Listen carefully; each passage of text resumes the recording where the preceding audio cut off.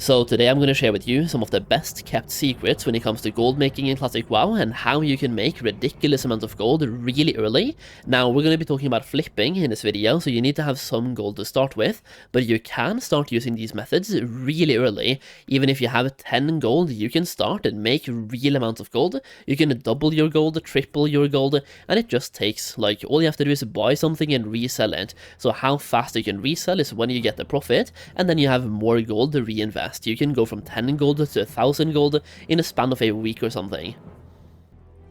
Now, this video is absolutely not going to be for everyone, but it's a very good way to make gold, and it's something that I haven't really covered before. So today we're going to deep dive into this topic and talk about cross-faction trading. Number 1, it's high risk. Number 2, you need to have either 2 accounts or have a friend.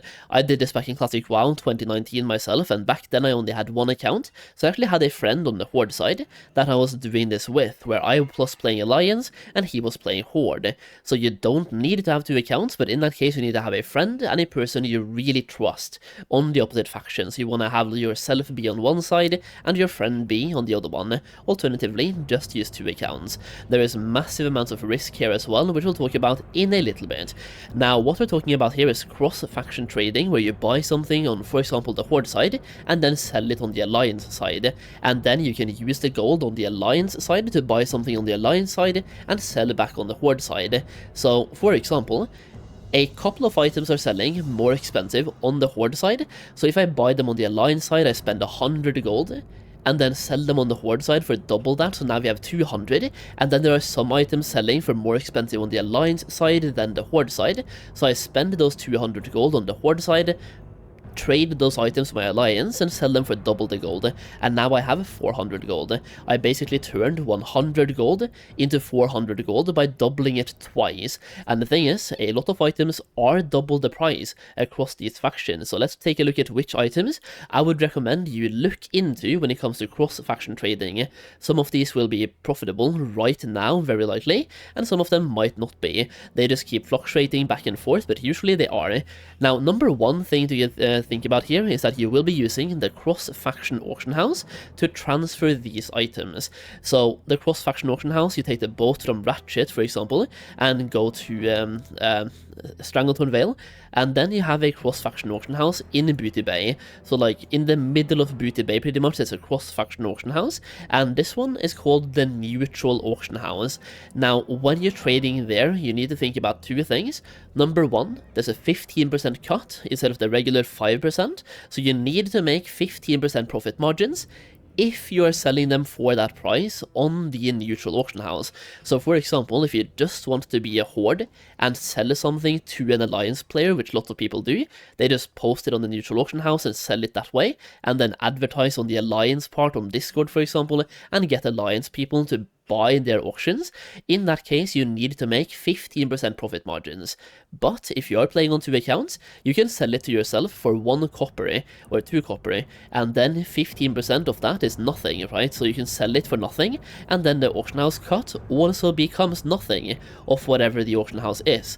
So if I'm selling Edge Masters, for example, I don't need to post them for 1000 gold on a neutral auction house, because 15% of that is 150 gold that I'm losing in that transaction. And if I'm trading it to myself, I'm just going to post it for, let's say, 50 silver and lose a couple of silvers on that trade. Now in that case, you have to be aware of that there are snipers all the time almost at the neutral auction house, and even if you don't see them, like, you have to think about the fact that we have layers at the moment in Classic WoW. So I'm on layer 2. If I'm trying to sell something on the neutral auction house at the moment and I'm on layer 2 and there's nobody around me, there could be a sniper on layer 1 or layer 2, or not layer 2, or layer 3, or layer 4. Even if you don't see them, they might be there on a different layer, so keep that in mind. Either way, let me show you guys which items I usually look at when it comes to flipping. So I've been doing this in the past, and I've been dipping my toes back into it for the fresh servers as well. So I just want to show you some examples of items that are more expensive on one side then the other one. And I'm doing this in real time, so chances are some of them might not be profitable at the moment, but we're going to take a look at it anyway. Now, at the moment, I'm playing on the PvP server, which is Spine Chatter on the EU side. So let's see here. First of all, if you are starting out and you have not that much gold, the Deviate Delight, both the actual Savory Deviate Delight, the cooked item, and the recipe, is a good one to start with. As you can see here, you can buy these, the recipe, for 2.5 gold, and the Deviate Delight for 17 silver on the Horde side at the moment. And if I go over to the Alliance auction house right now, we can take a look at what that price is. So over here, we're on the Alliance side, we're searching up one more time. The Savory Deviate Delight is 29 silver. Now, for reference, the auction house on the Horde side was 17, so you're going from 17 silver to 29, and likewise the recipe was 2.5. Here it is 7 gold, so you're almost tripling your gold on the recipe, like 2.7 times profit, and on the Savory Deviate Delight is about 70% profit margins as well. Very good profit margins, and a very good start if you're just starting out and you don't have hundreds of gold. Now, another couple of items that I would personally be looking at is, for example, if you go here, we can take a look at Flurry Axe. So here we have on the Alliance side is 245 gold at the moment. And if I go over to the Horde side, we can take a look at what the price is on the Horde side as well.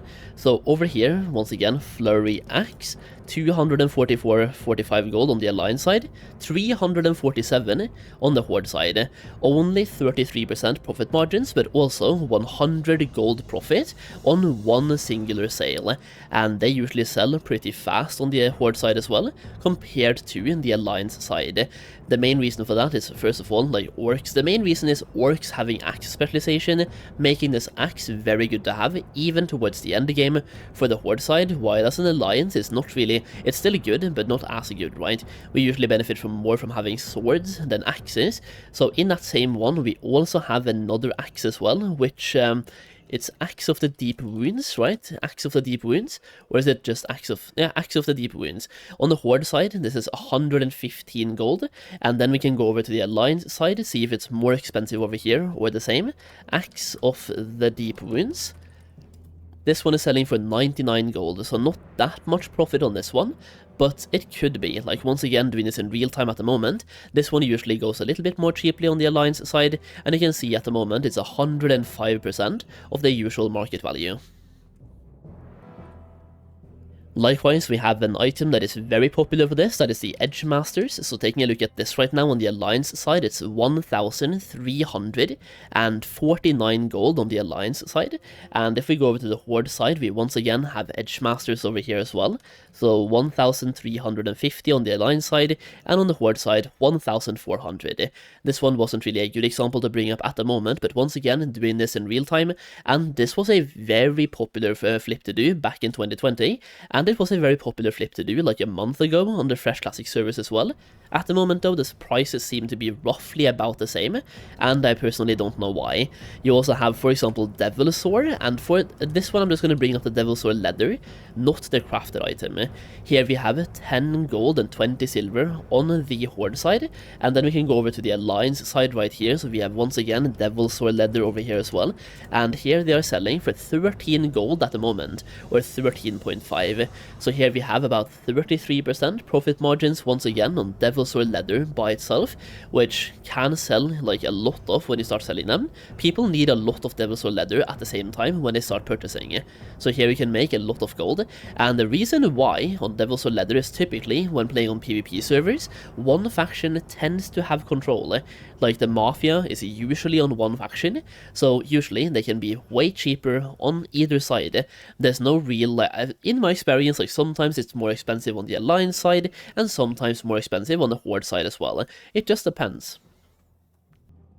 One more item you can start flipping really early is, for example, the big iron fishing pole, which currently on the Alliance side, for example, is selling for 20 gold, but that's way below the current market value. Market value at the moment is closer to about 25 gold, so adding 5 gold more on top, but either way, 20 gold at the moment. And if we go to the Horde side, we have the same item over there, big iron fishing pole. Let's see if it's more expensive. This one is way cheaper on the Horde side, and the reason for that is that they usually farm for something called a shellfish over there, which is 12 silver on the Horde side, and if we go to the Alliance side, this one is typically like 1 or 2 silver shellfish. So shellfish here is less than 1 silver. So for example, you could buy out all of these on the Alliance side, sell them on the Horde side, and they are 10 times more expensive. You are literally getting 1000% profit margins on selling shellfish on the Horde side than on the Alliance side. And the main reason why is that Horde has a quest. Like if you go with the Desolus, they have a quest at the Shadowprey village where they have to hand in shellfish. And that's another reason why the dark iron fishing poles, the big iron fishing poles, are more cheap on the Horde side as well, because they are already opening those shellfish traps for a quest. So even if they're not farming for it, they have a direct incentive to do that quest, and they will then find more big iron fishing poles in quote-unquote regular gameplay. In addition to that, they have a village right here, Shadowprey Village, so when it comes to the botting aspect of Classic WoW, the bots are usually way more often Horde than Alliance when it comes to opening shellfish traps, because they can then go and vendor their stuff right here at Shadowprey Village, where if you play an Alliance character and you're botting in this location, you would have to go all the way back to probably Nigel's Point to vendor your stuff and then go back. So if you just go here right now and look at the bots that are opening shellfish traps, there is a lot of Horde bots there. In addition to all of this, you also have the obvious stuff, like for example, Shaman gear selling way better on the Horde side, and Paladin gear selling way better on the Alliance side. And when it comes to weapons there, like they both use the same style of weapons, and also the same style of shields, but Shamans use mail, with intellect, spell power, spirit, and Paladins use plate. So for example, if you play Horde and you get plate with intellect, nobody really wants that, but on the Alliance side, those could actually be selling for something. So yeah, Shaman gear selling better on the Horde side, Paladin gear selling better on the Alliance side. That stuff is kind of obvious. Either way, hopefully, by now I've given you quite a few examples of what you can flip from the Horde side to the Alliance side, and vice versa. It's once again really endgame here when it comes to gold making, and it's only going to be for a select few individuals, but it's a very good way to make gold, and people have been trying to keep it secret, because you can make disgusting amounts. Like once again, literally shellfish, you're getting 1000% or 10 times profit margins on that one alone. And flurry axes as well, one singular sale gives you 100 gold in profit. The only thing is, once again, big risk when transferring, so you have to go to the neutral auction house in Booty Bay and then hope that nobody snipes your item. So if you're selling, for example, flurry axe and giving it to yourself, you're posting it for an auction for, let's say, 1 silver. Everyone wants that. That is the treasure, like that is the best deal of all time. So if there's a sniper nearby, you probably want to scout every single layer before doing this, or log on super early in the morning or late in the evening, like around 3 in the morning, 4 in the morning, 5 in the morning, or right after a server reset. Just try to avoid those snipers and the bots to the best of your abilities, and yeah, that's it. Like high risk, high reward, and a really good way to make gold for those who wants to make gold this way. Either way, hopefully this video taught you more about cross-faction trading and which items to look at when it comes to cross-faction trading. If you enjoyed the video, leave a like down below, and don't forget, if you want to know more about gold making in Classic WoW, then I do have a gold making guide for that purpose. It's over 130 pages long with packed of gold making information. We have crafting, farming, investing, flipping on the auction house, a bunch of different ways to make gold in Classic WoW. So check that out to the link down below, and once again, thank you for watching the video. I really do appreciate it. I'll see you again in the next one very soon.